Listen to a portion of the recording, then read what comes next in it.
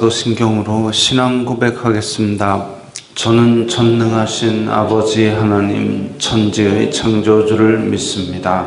저는 그분의 유일하신 아들 우리 주 예수 그리스도를 믿습니다. 그분은 성령으로 잉태되어 동정녀 마리아에게서 나시고 본디오 빌라도에게 고난을 받아 십자가에 못 박혀 죽으시고 장사된 지 사흘 만에 죽은 자 가운데서 다시 살아나셨으며 하늘에 오르시어 전능하신 아버지 하나님 우편에 앉아 계시다가 거기로부터 살아있는 자와 죽은 자를 심판하러 오십니다.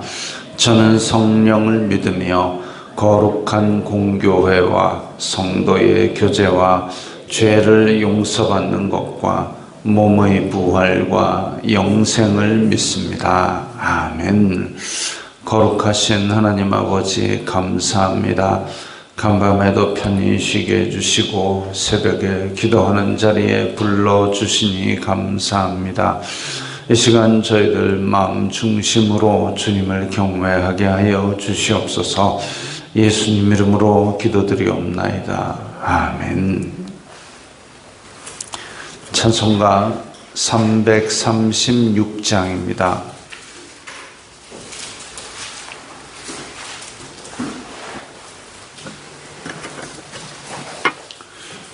찬송가 336장입니다.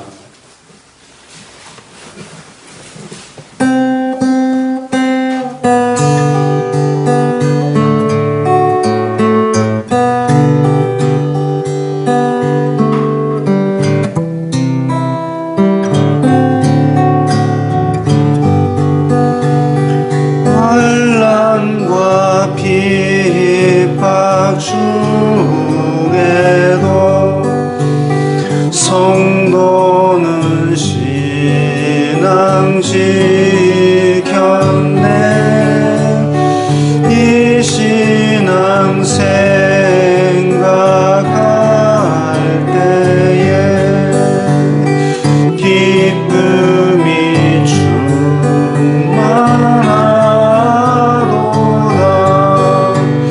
성도의 신앙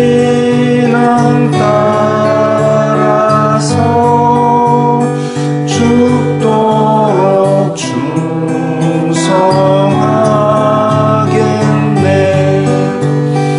복중에 매인 성도나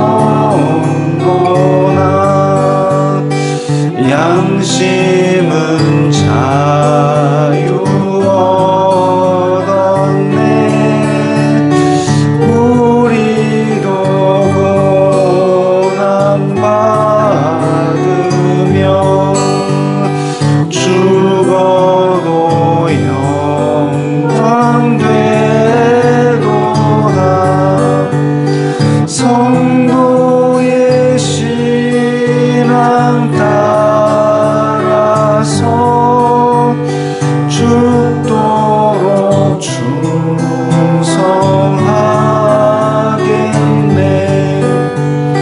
성도의 신앙 본받아 원수도 살아가겠네.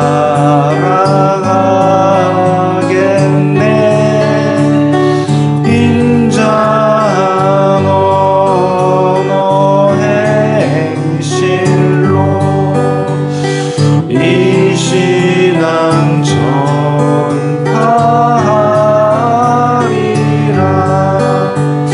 성도의 신앙 따라서 죽도록 충성하겠네.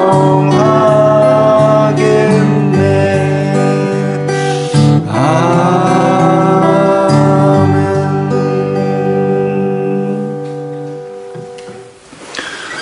오늘 말씀은 고린도후서 1장 1절부터 11절까지의 말씀입니다.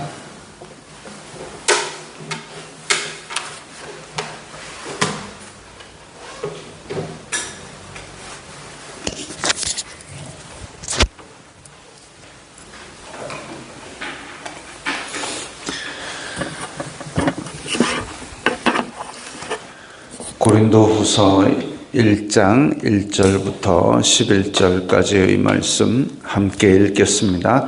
하나님의 뜻으로 말미암아 그리스도 예수님의 사도된 바울과 형제 디모데는 고린도에 있는 하나님의 교회와 또 온 아가야에 있는 모든 성도에게 하나님 우리의 아버지와 주 예수 그리스도로부터 은혜와 평강이 있기를 원하노라.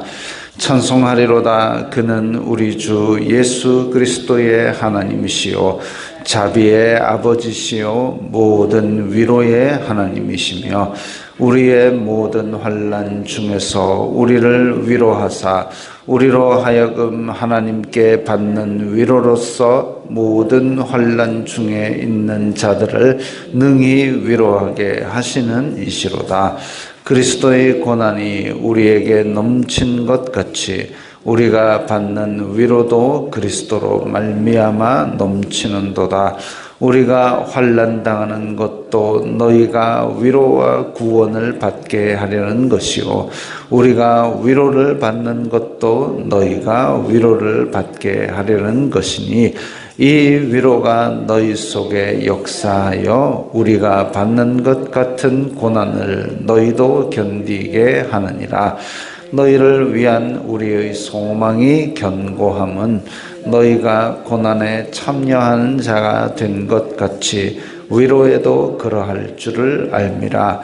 형제들아, 우리가 아시아에서 당한 환난을 너희가 모르기를 원하지 아니하노니 힘에 겹도록 심한 고난을 당하여 살 소망까지 끊어지고 우리는 우리 자신이 사형 선고를 받은 줄 알았으니 이는 우리로 자기를 의지하지 말고 오직 죽은 자를 다시 살리시는 하나님만 의지하게 하심이라. 그가 이같이 큰 사망에서 우리를 건지셨고 또 건지실 것이며 이후에도 건지시기를 그에게 바라노라. 너희도 우리를 위하여 간구함으로 도우라. 이는 우리가 많은 사람의 기도로 얻은 은사로 말미암아 많은 사람이 우리를 위하여 감사하게 하려 함이라. 아멘. 자, 고린도 후서는 고린도 교회에 보낸 그냥 말로 하면 이제 전서 후서니까 두 번째 편지 이렇게 볼 수 있습니다만은 그 고린도에 보낸 편지가 고린도 전서 후서만 있는 게 아닙니다. 고린도 전서는 이제 고린도 교회에서 에베소에 있는 바울에게 몇 성도가 찾아와 가지고 선생님 큰일 났습니다. 우리 교회에 지금 엉망진창인 문제가 생겼습니다. 해가지고 그것에 대해서 해결법을 쓴 서신이라면 그 다음에 이게 지금 디모데도 보내고 또 이 고린도 전서도 보냈는데 이게 해결이 안 된 겁니다.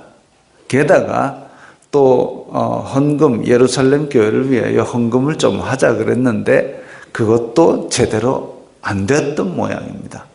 그래가지고 고린도 교회 너네가 어떻게 이럴 수 있어 하고 분노 가득한 그야말로 바울이 원래 성질이 불같은 게 있거든요.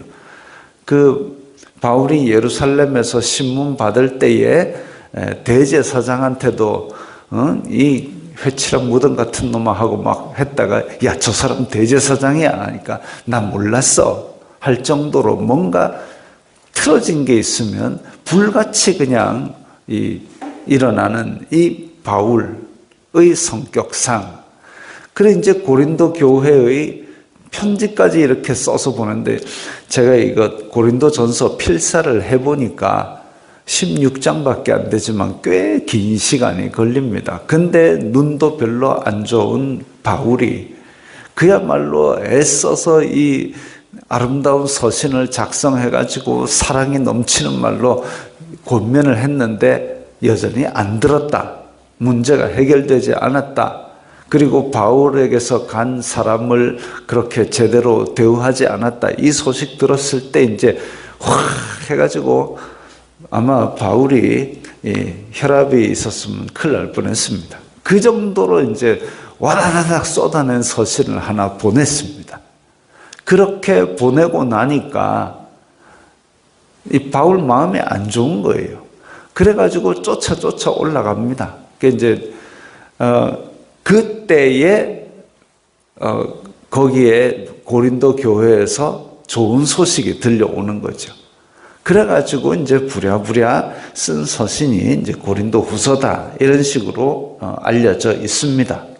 그래서 전서와 후서 사이에 모종의 서신과 일들이 좀 있었고 거기에 대해서 이제 기쁜 마음과 위로와 이런 것들도 들어 있습니다. 그러면서 바울 개인적인 이야기들로 이렇게 사실은 내가 이렇게 어려움도 겪었지만 너희들을 끝없이 사랑한다. 그래서 이런 질책들이 있다 할지라도 너희들의 사랑하는 마음은 변하지 않으며 우리 함께 이 신앙생활을 잘 이루어 나가자. 그 다음에 또 하나 들어있는 것이 이 고린도 교회 안에 드디어 거짓 교사가 들어오기 시작했습니다. 그리고 바울은 사도도 아니다라고 이렇게 바울과 이간질하는 사람들도 또 고린도 교회에 들어왔습니다. 여기에 대한 이야기들이 있습니다. 그래서 지금 우리는 전서 후서로 묶여 있지만 사실은 전서 후서의 내용도 살펴보면 이게 두세 개의 서신이다 이렇게 주장하는 학자도 있습니다. 그런 배경적인 내용을 알고 그리고 이제 들어갈 필요가 있는데 또 한편으로는 우리가 교회에 대한 사탄의 도전, 할 수만 있으면 택한 자들도 삼키려고 으르렁거리는 그 마귀의 시험이 교회를 어떻게 무너뜨리려고 하는가. 교회의 초기에는 그 지도자를 흔들거나 혹은 교회 안에서 문제를 자꾸 일으킵니다. 서로 고린도 전서에서 나온 것처럼 서로 갈등하게 하고 서로 또 하나님에 대한 양심에 어긋나는 죄들을 짓게 만들고 이렇게 하는데 후서에 보면 드디어 이제 진리를 어그러뜨리는 그 에덴에서 옛 뱀과 같이 하나님의 말씀인 것 같이 하지만 살짝 뒤집어 엎은 그런 비진리를 집어넣기도 하고 그게 이제 정도가 센 거지요.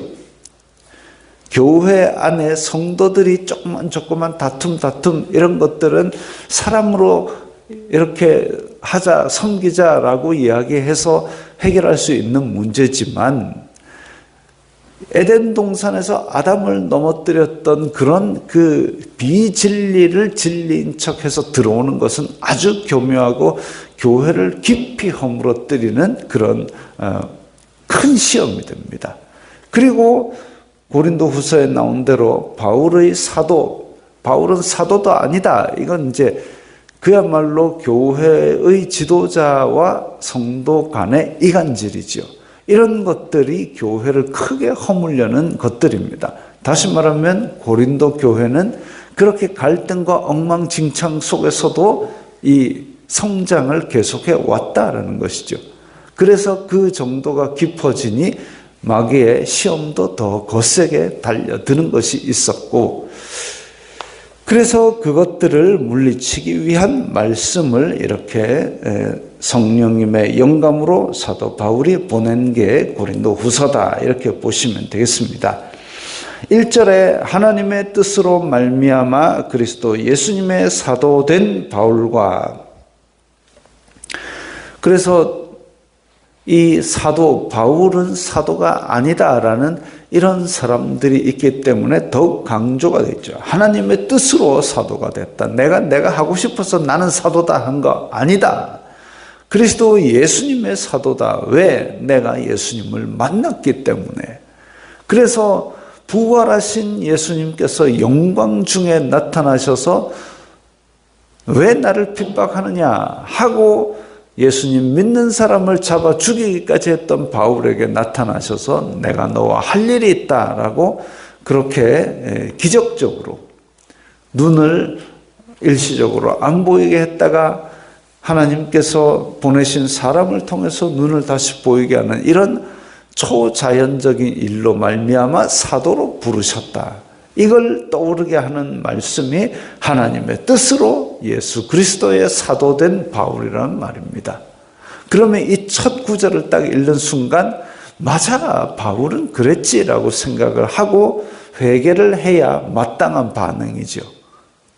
하나님의 말씀이 나의 부족한 점을 지적할 때에 이 여러 가지 반응이 있을 수 있습니다. 그리스 사람들처럼 조롱하기도 하고, 혹은 내가 다시 듣겠다라고 거부하기도 하고, 혹은 그걸 듣고 회개하기도 하고, 그 회개하는 마음에 30배, 60배, 100배의 열매가 맺히는 거죠. 어쨌든 하나님의 뜻으로 그리스도 예수님의 사도된 바울과 그리고 형제 디모데 이야기합니다. 디모데는 젊은 지도자입니다. 바울이 2차 선교 여행 때 데리고 다녔던 디모데, 그래서 바울에게 차근차근 배워나간 신실한 형제인데 아직 젊은 지도자이기 때문에 어떻게 보면 교회들에서, 그리고 특히나 고린도 교회같이 이렇게 복잡한 문제가 있는 교회에서 그의 권위를 인정하지 않는 것 같은 느낌이 들 수도 있습니다. 그럴 때에 이렇게 사도 바울과 형제 디모데는 하고 바로 붙여가지고 얘기를 해놓으면, 이야, 바울이 지금 디모데에 대해서 특별히 언급을 하고 있네, 이것만 가지고도 상당한 권위가 주어지게 되는 것이죠. 즉 바울 본듯이 디모데를 대하라, 이런 의미를 담고 있습니다. 만약에 이 서신을 디모데가 가지고 가서 전했다, 그러면 이제 바울의 소개장처럼 되는 거죠.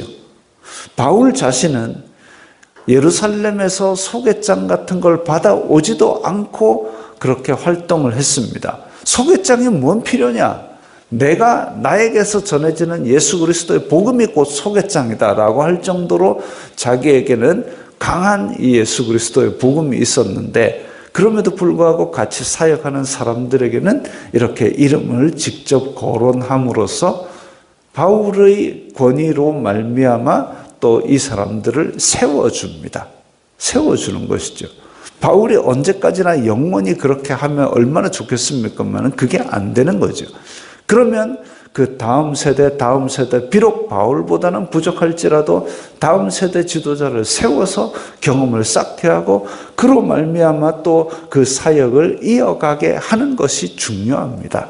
그래서 형제 디모데는 이라고 이야기를 한 것이죠. 그 까다롭고 성질 급한 바울의 눈에 들어서 얼마나 마음에 들었으면 그 선교 여행 중에 너 같이 가자 이랬겠습니까? 그 앞전에서는 마가가 그렇게 차세대 지도자가 될 뻔했는데 지 혼자 집에 가버렸습니다. 근데 바울의 뒤를 따라다니면서 철배웠던 착실한 젊은 지도자이지요. 그래서 형제 디모데는 하고 시작을 한 겁니다. 그리고 하나님 우리 아버지와 주 예수 그리스도로부터 은혜와 평강이 있기를 원하노라. 참 멋진 축복의 말이지요. 하나님 우리 아버지와 주 예수 그리스도로부터 은혜와 평강이 있기를 원하노라. 이런 표현들은 잘 기억해 두셨다가 정말 적절한 때에 축복의 단어로 쓰면 참 좋겠습니다.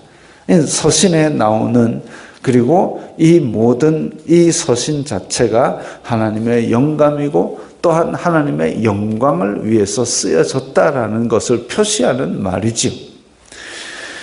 그 다음에 보니까 계속 나오는 얘기가 환난 위로 이런 얘기가 나옵니다. 아마도 교회나 고린도 교회나 사도 바울에게 환난과 시험이 닥쳤던 것으로 보입니다.